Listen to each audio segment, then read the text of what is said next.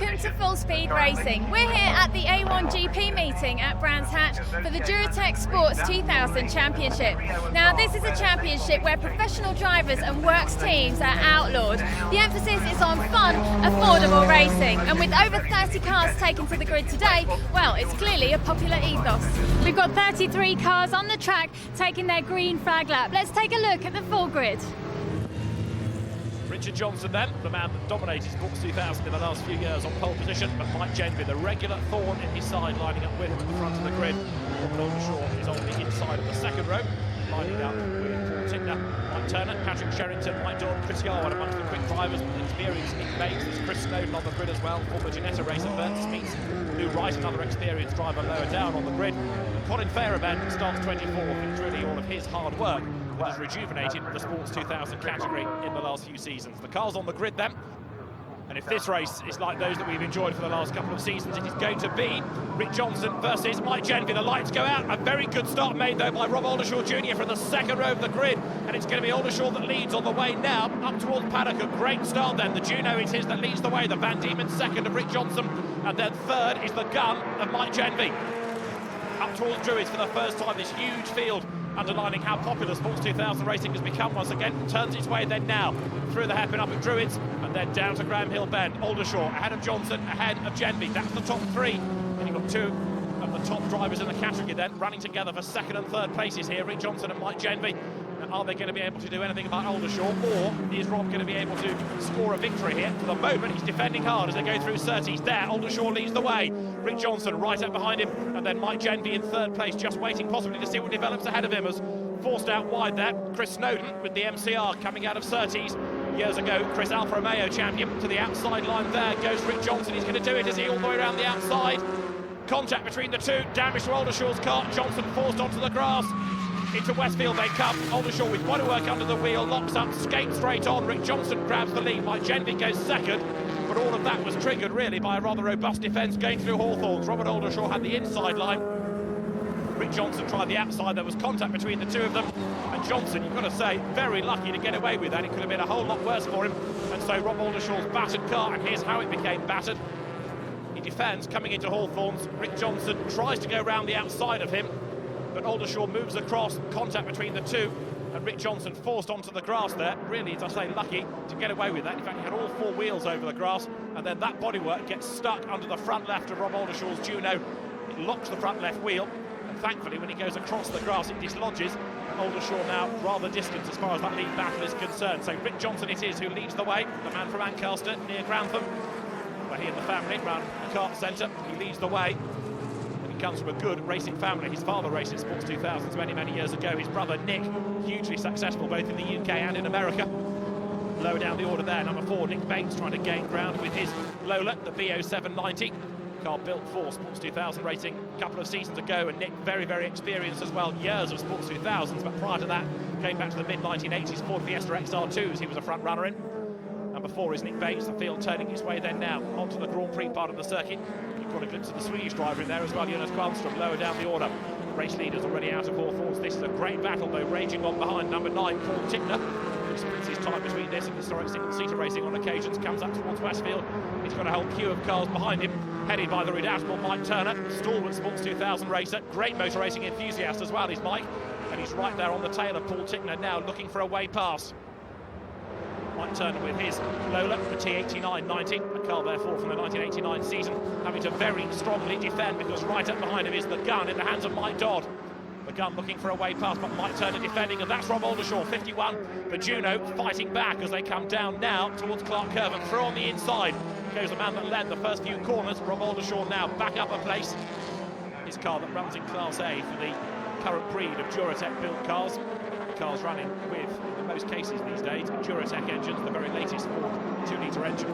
Sports 2000 racing started back in 1977. The cars all had the Pinto power units. Well, there are still a fair few Pinto cars around, but the organisers of the championship, conscious that there is a finite number of spare parts, brought the Duratec engine in a few years ago to safeguard the future of the category. It's been a good idea, and there, off the road altogether, Mark Higson. That was at paddock, and his gun gets back onto the circuit. Triggered its own incident there, I'm afraid, but he's back on track. Dave Croft goes past in another of Gary Gunn's cars. The those two guns now battle their way down to Graham Hill Bend. Meantime, Mike Turner is still trying to gain a place as the cars sprint down towards Hawthorn. Number 5 there, Chris Yarwood, likewise trying to gain ground. Front runner a few years ago in Sports 2000. That in replay, Mark Hickson going off, using all of the available gravel on the outside of Paddock Hill Bend. Lucky on 2 counts there. Firstly, not to get bogged down, and secondly, not to hit anything solid. The race leader, though, Rick Johnson, heads the way, turning his way then through Stirlings. In his second place, Mike Genvy, son of 1970s modified sports car ace Richard Genvy, chasing him hard, the ex-Formula V racer. Mike Genvy has spent most of his time in Sports 2000 taking the battle to Rick Johnson. On occasions, he comes out on top. But normally, it's Rick that has the upper hand, but Mike Genvy never gives up trying. The Van Diemen then goes across the line, and although Van Diemen more perhaps associated with very successful Formula Ford 1600 or actually Formula Ford Z-Tech cars and Formula Ford 2000s as well, they still have a very, very good history in Sports 2000 racing. The 05 chassis that Rick Johnson has built for the American market, although Sports 2000 fizzled away in the UK for a good few years in the 1990s, it has always remained popular in America. This is a car built for that market, but Rick Johnson leads the way. Mike Genvy in second place, and great racing here. Cars pouring their way up towards the hairpin at Druids. Martin Ellis, number 99, keeping another group of them stacked up behind him. Harry Chapman being one of them in car number 27.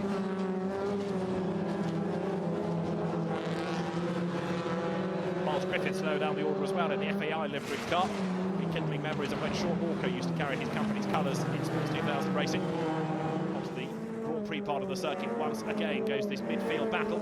Big Bates in the middle of it, and number 12 Chris Snowden also trying to gain ground. Mike Turner, as he comes out of Hawthorns, has finally wriggled away past Paul Tickner. The Carbier in the hands of Paul Tickner drops back then behind Mike Turner's Lola.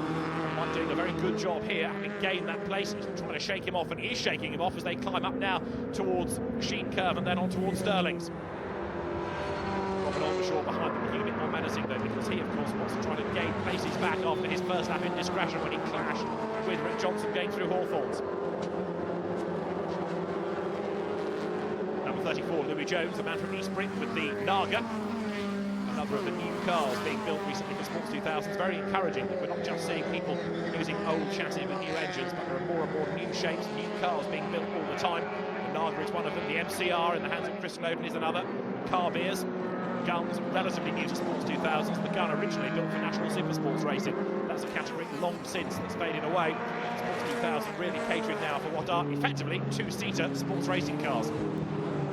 Harry Chapman, 27, in the purple and orange car, turning his way out of Druids. Great battle behind him there. You can see Miles Griffiths in the FAI livery car trying to hold on to his place as Chapman lunges up the inside there.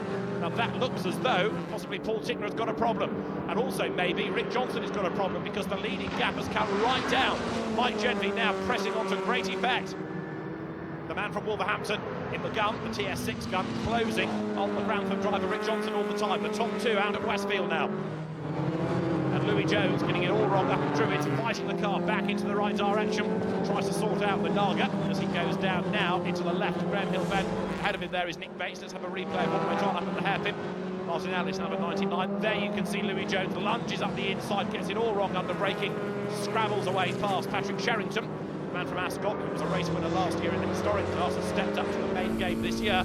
And this is Mike Genvy's view. They're in traffic now. He's catching the race leader. The Shrike gets out of the way ahead of him. The Richard Owen design car number 43, you can see there, in the hands of Paul Crocker, that is, the green Shrike lower down the order. Lewis Reynard is the next car to be lapped as the two race leaders make their way now up towards the line. Another replay of fun and games going on up at Druids, and that is the car of Dave Croft, the gun TS9, getting it wrong. And another one in the gravel there is Mike Johns. Some lead battle action here. The cars having one race this weekend supporting A1GP at the Kent circuit. Rick Johnson leads, Mike Genvy in second place. These two, the top two drivers in Sports 2000s over the last couple of seasons, are hard at it once again for the race lead. Initially, the race led by Rob Aldershaw until contact halfway around that one damaged his car. And Rick Johnson there, you can see, being very brave in traffic, desperately keen to make sure he preserves some sort of a gap over Mike Genvy, but it's not that easy to do. Genvy very determined to score a victory, the traffic possibly helping him. Certainly what was a big lead gap earlier on has come right down. Lower down the field there are plenty of squabbles going on as well. Paul Crocker, number 43, about to be lapped, and a spinning car there looking to try to rejoin the race in a moment. You can see the Steve Mole Racing run car has had a rotation, and that is in the hands of Graham Harvey. Yellow flags being waved, and Paul Crocker is going to have to dart around him. coming out of Surtees onto the Grand Prix loop. The car is in, I'm afraid, a rather dangerous place. It may be. The clerk of the course not very happy about that. Let's see. There is the replay. Graham Harvey getting it wrong as he bounces out of Surtees over the curb and then spins across the circuit from another angle. Loses it. Goes right the way around once and then twice. And the car ends up with a stalled engine on the edge of the circuit, and that doesn't look like it's going to be moved from there very easily, as now Mike Genevieve, number 10, the all-white gun, tries to go around the outside of Rick Johnson, going into the hairpin. The yellow Van Diemen doesn't really give Genevieve very much room. Rick Johnson certainly knows how to race well. He knows how to defend pretty hard as well. Mike Genevieve used to all of this. He spent virtually all of last year trying to find a way past Rick Johnson. On the rare occasions he was ahead, he then had to work really, really hard to defend, and this is the replay. Genevieve goes one side and then the other on the way up towards the hairpin. He's on the outside line, but mysteriously the room just ebbs away, doesn't it? He sees that coming, backs out of it. Rick Johnson hangs on to the lead. 30 minutes of racing here, and they're about to be interrupted by a safety car period. That must be for Graham Harvey's car to be dragged out of the way, so Rick Johnson for the moment doesn't have to worry about defending. Graham Harvey's car, the Steve Mole Motorsport hire car, pushed out of the way. He's then out of the race, and the other car in the gravel that we lost earlier, Mike Johns, that car, the Van Diemen, going no further. Now the race should be able to get back up and running pretty shortly now, unless they want to move Mike Johns' car as well from the gravel bed. And as the leaders turn their way into Clark Curve, we are about to go racing once again. And Rick Johnson on his toes as the green flag is ready. The safety car peels into the pit lane, so here they come now, ready for the green flag, up over the line. Rick Johnson sprints his way past the pit. He's under pressure because Mike Genevieve stays with him on the run up towards paddock now. The gap comes down under braking. Mike Genevieve can sniff a race win here. He's much quicker going to the corner. All of that dust, though, where the car of Mike Johns has been dragged out of the way now across the circuit. So they're going to have to be fairly careful with that on this first lap of the restart. 1 or 2 running wide, 1 or 2 losing traction. Great midfield squabble here. Look, pouring uphill. Number 2, Mike Turner, charging through on the inside. That was really brave stuff then. Desperate not to lose out. 51, Robert Aldershaw going with him, the early race leader. Mike Genevieve thinks about the inside going up towards Surtees, but Rick Johnson is able to defend as the 2 cars now make the run down towards Hawthorns once again. Nose to tail, the top 2 now. What can Genevieve do to find a way past Johnson? For the moment, the answer is nothing. He's tried most things around the Grand Prix circuit here. Rick Johnson defends as ever he does, so strongly, sits in the middle of the road. Of course, Sports 2000 cars are pretty wide anyway. First lap of the restart, Mike Genevieve eyeing up where he can make a move on the race leader Rick Johnson. They're going through Robert Aldershaw, likewise trying to gain ground. Harry Chapman is ahead of him, and then Mike Turner, and a little bit further up the road as well. You can see car number 72, one from the historic class. Jonathan Loder it is. Jonathan is another very, very rapid driver indeed. The race leaders there now making their way once more towards the completion of a lap, down towards Clark Curve, nose to tail, come the top 2. Johnson versus Genevieve, nothing at all really to choose between them, but can Mike Genevieve find a way past the race leader? Into the braking area for paddock, they will come in a moment. Is Genevieve going to be able to try the inside? He thought about it. Johnson defends in readiness through the corner, drop downhill, then climb towards the hairpin at Druids. Genevieve much quicker out of paddock, goes for the inside this time. He's got the gap, and that time around Johnson knows that he can't move across on him. Rick Johnson has to give Mike Genevieve racing room, so the gun goes through into the lead. Mike Genevieve it is who takes over the lead here at BrandsHatch. You can guarantee that Rick Johnson will want to fight back if he can. Martin Ellis heading the next gaggle of cars up towards Druids. Billy Jones going through on the inside. You've also got, in the midst of this battle, Chris Snowden. A man who doesn't just race cars, he prepares them very effectively as well. Genevieve ahead of Johnson, and now he's getting away, look. That lead gap is extending all the time. This is how he did it. A good run out of Paddock Hill Bend despite the gravel on the road there. And Genevieve got the slingshot up on the inside for the hairpin, and Johnson knew he couldn't defend. Mike Genevieve claiming the line from the corner, grabs the lead, and now just starting to edge away. Now what can Rick Johnson do? The Ancaster Kart Centre car turning its way now up towards the hairpin. As there you can see Martin Ellis keeping Miles Griffiths at bay there behind Harry Chapman, number 27.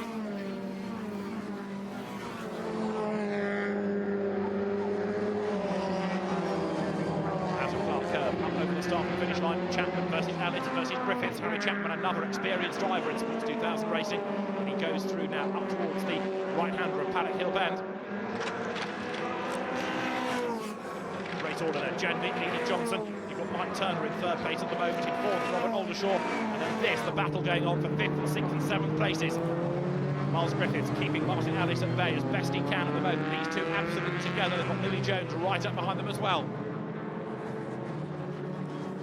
Miles Griffiths doing a really good job here, and Martin Ellis, another experienced Sports 2000 racer, just losing touch ever so slightly. Into Surtees they go, about to dispose of Harry Chapman. I think it's Miles Griffiths, goes up on the inside. Big moment there for Louis Jones, sliding his way across the grass, across the gravel, back onto the circuit. Miles Griffiths does indeed sort out Harry Chapman, so through he goes then. Through Hawthorne, Martin Ellis as well, now looking to try to move himself through in the car beer. Two-tone blue car beer on the back of Harry Chapman's car. Chapman defends as they swing their way now through Westfield. The race leader, Mike Genvy, though, can almost sniff this race win, and it's the one he really wants to win, not only on the Grand Prix circuit, but in front of a big crowd supporting A1GP this weekend. The Sports 2000 Championship. He goes through and up towards Paddock Hill Bend now. 30 minutes of racing, and the clock probably only allows for another lap maybe, so this could well prove to be the last lap for the leading two. Miles Griffiths then now down towards Clark Curve, and it looks as though he is heading for 5th place as Harry Chapman and Martin Ellis are still running nose to tail. Martin Ellis lines up for a go on the inside as they come towards the line, this time through. Carby should be able to go ahead of the Lola as they swing down through the right of Paddock. It does indeed. Martin Ellis then goes through on the inside line, gains the place. The road drops downhill. Paddock climbs back up towards the hairpin at Druids. Then this difficult braking zone. And on the inside, Louis Jones has another of his occasional moments in this race. Charges up on the inside there, scrabbles around the corner, sorts out Chris Yarwood, and then a bit of a brush between them and Yarwood, the one that comes off worse there. Yarwood making his impression on the grass, and he just got edged slightly offline. But he's under further pressure now as well, because the cars make the run up towards Surtees. Now you'll see that Chris Yarwood himself has got Patrick Sherrington looking for a way by. Sherrington, who was very quick a couple of years ago in Formula V, came into Sports 2000 Picto racing last year, drove in the historic class originally, had a great win at Silverstone, but on his last lap is indeed Mike Genvy. The gap has come down a bit between him and Johnson, but it looks as though Mike Genvy has done enough to secure a race win. He makes his way now up towards the checkered flag, and Mike Genvy is going to win at BrandsHatch in the Sports 2000 Championship. Across the line he goes now to score a win by just over a second and a half from Rick Johnson in 2nd place. Confirmation then of the way they came across the line. Genvy and Johnson ahead of Mike Turner to score victory in the Derek Bell Trophy class. Rob Aldershaw 4th ahead of Miles Griffiths, and Martin Ellis it is who rounds out the top 6. But a great drive by Mike Genvy. And you had a lot of traffic out there, but finally, after the safety car, you got the move. Yeah, safety car came in, we had one lap, and I was able to sort of take the wide line into Paddock, and he drifted wide a bit, and there's quite a lot of gravel also at the bottom of Paddock, so I just managed to get alongside him before he really saw me and tried to block and the run up into Druids, and I was luckily able to then open a sort of a small gap fairly quickly. Everyone thought I was a lot quicker, but I actually think Rick made a mistake that allowed me to get sort of a second gap and then just to keep that for the last 3 laps. Well, excellent stuff. Will you be doing it again next time? Well, hope so, yeah. So hopefully this will be the first of many wins. And talk us through the race. There were some brave moves there, getting past some of those back markers. Brave, my heart's still beating, yeah. It's very difficult. You've got to make decisions so fast. The closing speeds are phenomenal. We're doing 129s around here, which is pretty good for this sort of machine. And I got pushed off on the first lap going around the outside at Hawthorne, which is a pretty daring move, but you know, you're in it to win it. Unfortunately, say Mike has got the legs on me today. He'd obviously got more power than I had, and I just couldn't hold him off. And congratulations to him. And you know, they do work hard as a family, and so do we. And I appreciate what work they've done to win. So you won your class, the Derek Bell Trophy. Can you tell us a bit more about that? Well, the Derek Bell Trophy was introduced a couple of years ago, and really it was to encourage the more senior drivers, should we say, to have something to race for, because realistically we're probably not going to be competing for the first couple of places in the field. But that's an award for drivers of 50 years or older. There's about 12 or 14 of us competing for that, and it's quite competitive actually, you know. Very enjoyable, good fun racing. There's some nice cars, some good drivers out there, and it just adds a bit of spice to the whole thing, really. The action's still all going on out on track, but that brings us to the end of our coverage from the A1GP meeting at BrandsHatch. A successful day for the Sports 2000s, with Mike Genvy taking his first win of the season. Join us next time on Full Speed Racing for more top-class UK motorsports.